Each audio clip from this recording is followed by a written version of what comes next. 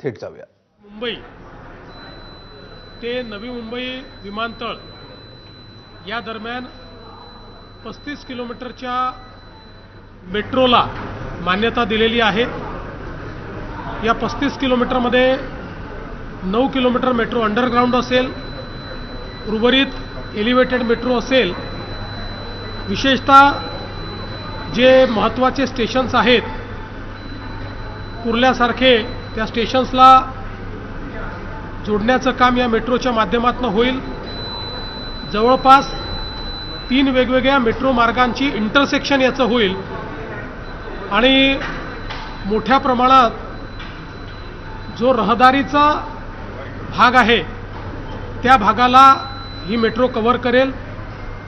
जवळपास 18,000 कोटी रुपयाचं याचं एकूण एस्टिमेशन आहे आणि PPP तत्वावर ही मेट्रो आम्ही तयार करणार आहोत, ज्यामध्ये 20% VGF केंद्र सरकारचा आणि 20% VGF हा महाराष्ट्र सरकारचा असेल आणि उर्वरित जे काही त्याचा खर्च आहे तो PPP ऑपरेटर आणेल. साधारणपणे ही मेट्रो 5 वर्षात पूर्ण व्हावी अशा प्रकारचा आराखडा तयार करण्यात आला आहे. पण मी त्याच्यामध्ये असे निर्देश दिले आहेत की 3.5 वर्षात ती पूर्ण झाली पाहिजे अशा दृष्टीनं त्याचं पूर्ण प्लॅनिंग करावं. त्या दृष्टीनं त्याच्यामध्ये काही बदल सांगण्यात आलेले आहेत. ते केल्यानंतर मोठ्या प्रमाणात हे 2 एअरपोर्ट तर जोडले जातील, पण त्याहीपेक्षा मुंबई आणि नवी मुंबईतला अतिशय महत्त्वाचा सगळा भाग हा देखील या मेट्रोच्या माध्यमातून जोडला जाणार आहे.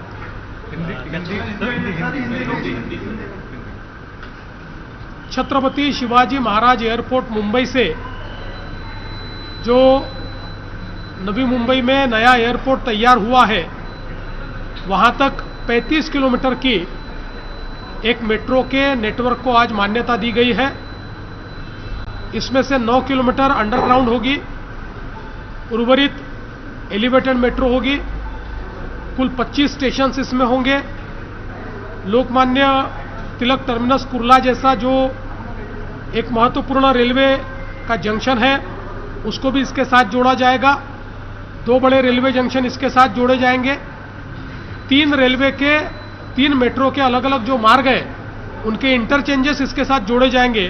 तो एक बहुत बड़ी कनेक्टिविटी मुंबई, नई मुंबई और बची हुई पूरी मुंबई ऐसे इसके साथ इस मेट्रो के लाइन के कारण तैयार होने वाली है. करीब 17 से 18 हज़ार करोड़ रुपया इसके ऊपर खर्चा होगा. ये PPP पर रेलवे लाइन ये मेट्रो की जाएगी. इसमें 20% केंद्र सरकार की इक्विटी होगी, 20% VGF के रूप में इक्विटी राज्य सरकार देगी और बचे हुए 60% ये जो PPP ऑपरेटर है इनके माध्यम से इसमें आएंगे. और हमारा प्रयास है कि 5 वर्ष का ये पूरा काम है, इसको 3.5 वर्ष में पूरा करने का हम लोग प्रयास करेंगे. एक नाशिक महापालिकेच्या बाबतीत 10 दिवस झालेत निकाल लागून. विरोधकांकडून वारंवार अशी टीका होती की निकाल एकतर्फी लागला, चांगल्या जागा आल्या, पण तरी देखील अजून सत्ता स्थापन करू शकले नाही. काय नेमकं अडचण आहे आणि अजून जुळवेल?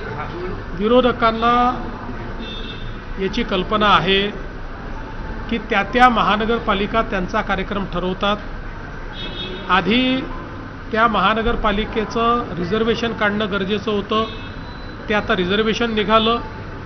त्यानुसार आता गटांचं रजिस्ट्रेशन चाललेलं आहे आणि आता सगळ्या महानगरपालिका एक एक करून आपला कार्यक्रम ठरवत आहेत. कुठेही काही अडचण नाही आहे. कार्यक्रम ठरतील त्यानुसार कार्यक्रम पार पडतील आणि जास्तीत जास्त ठिकाणी महायुतीची सत्ता असेल. मुंबईत 2.5 वर्षीय महापौर पदाची मागणी ही शिवसेनेकडून केली जाते. तुमच्याकडे केली का? आम्ही बसून ठरवू. मुंबईमध्ये आज शिवसेनेचे नगरसेवक जे गट स्थापन करायला जाणार होते पण ते केलेले नाही. तुम्ही आणि CM बरोबर DCM बरोबर काही चर्चा झाली म्हणून हे झालं नाही असं सांगितलं गेलं. काय नाही असं आहे की शेवटी गट स्थापन करताना याच्यामध्ये पर्सेंटेज पॉईंटचा विचार करावा लागतो. त्यामुळे कधी एकत्रित करून फायदा होतो, कधी वेगवेगळे करून रजिस्टर करून फायदा होतो, कधी एखादा गट एकासोबत जोडून फायदा होतो. शेवटी सगळं गणित जे आहे महापौर जर सोडले, महापौर आणि उपमहापौर, तर सगळे पदं ही तुमच्या एकूण संख्येच्या किती टक्के तुमची पर्सेंटाईल तयार होतं याच्यावर तुम्हाला पुढची पदं मिळतात. त्यानुसार त्याचा अंदाज घेणं आमचं चाललेलं आहे. त्या आधारावर आम्ही हा निर्णय करू की दोन्ही गट एकत्रित रजिस्टर करून फायदा आहे की वेगवेगळे करून फायदा आहे किंवा एखादा छोटा गट त्यांच्यासोबत किंवा आमच्यासोबत जोडून फायदा आहे. अशा पद्धतीनं त्याचा निर्णय करूनच मग या संदर्भातलं रजिस्ट्रेशन होईल. जो लॉंग मार्च या ठिकाणी निघालेला आहे त्या संदर्भात एक मंत्र्यांची शक्ती प्रदत्त समिती तयार करण्यात आली होती. त्या कमिटीला चर्चा करून निर्णय घेण्याचे सगळे अधिकार देण्यात आले होते. त्यानुसार ती कमिटी मिटिंग घेते. बावनकुळे साहेब देखील त्याच्यामध्ये होते. महसूलचे जे विषय होते त्या विषयांचा त्यांनी समाधानकारक त्या ठिकाणी तोडगा काढलाय. इतर विषयांवर बैठक चाललेली आहे. आमचा प्रयत्न आहे की अतिशय सन्मानजनक तोडगा काढूनच या ठिकाणून ते शिष्टमंडळ परत निर्णय झाला होता. खरं तर पॉझिटिव्ह निर्णय घेतले गेले होते या संदर्भात, मात्र त्याचं रिफ्लेक्शन जे आहे ते ग्राउंडवर झालं नाही. असं नाही आहे. निर्णयाची अंमलबजावणी झाली पण समाधानकारकरित्या कदाचित ती झाली नाही किंवा अजून त्यातनं काही नवीन प्रश्न निर्माण झाले. त्यामुळे तेही प्रश्न आम्ही सोडवू. शेतकरी, आदिवासी हे जिथे असतील तिथे सरकार सकारात्मकच राहील. मुंबईतल्या गटनोंदणीच्या संदर्भातला विषय आहे. खरं तर शिवसेना आज नोंदणी करणार होती, परंतु शिवसेनेची ही नोंदणी कुठेतरी भाजपच्या सांगण्यामुळे किंवा हस्तक्षेपामुळे आजची रद्द झाली, अशी एक अपडेट. असा हस्तक्षेप वगैरे काही नसतो. आम्ही दोघं एकत्रित काम करणारे लोक आहोत. त्यामुळे आम्ही चर्चा करतो आणि चर्चेनंतर त्याचा निर्णय करतो. ते नोंदणीला जातील त्यावेळी आमचं ठरूनच नोंदणी होईल. आम्ही नोंदणी करू तर ठरवूनच नोंदणी करू आणि आम्ही यदा कदाचित निर्णय घेतला एकत्रित नोंदणी करायचा तोही ठरवूनच करू. कुठलाही हस्तक्षेप याच्यामध्ये नाही आहे. हे पुन्हा सांगतो सिंपल गणित आहे, पर्सेंटेजचं गणित आहे. त्यामुळे त्याच्यामध्ये स्टँडिंग कमिटीत जास्तीत जास्त मेंबर येण्याकरता पर्सेंटेज पॉईंट हे कुठल्या कॉम्बिनेशननी तयार होतात ते कॉम्बिनेशन आम्ही करू. शुद्ध राजकारण आहे.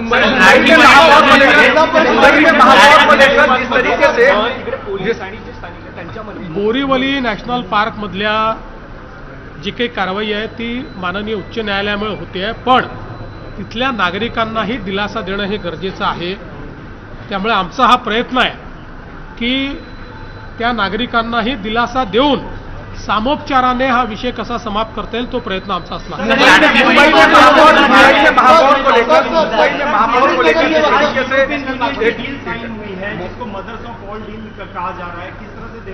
देखिए, इसके ऊपर चूंकि मैं आज कैबिनेट की बैठक में था इसलिए उसकी पूरी जानकारी मेरे पास नहीं है, लेकिन इस डील का हम बहुत बेसब्री से इंतजार कर रहे थे.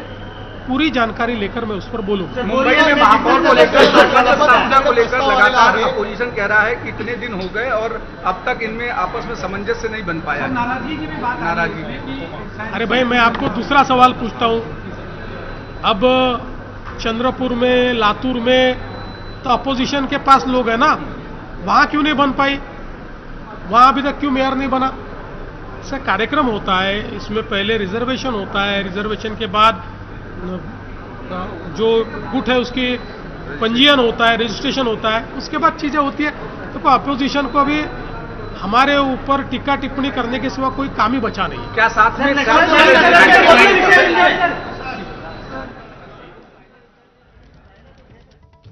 तर मुंबई आणि नवी मुंबई विमानतळांना मेट्रोनं जोडण्याच्या प्रस्तावाबद्दल मुख्यमंत्री बोलत होते आणि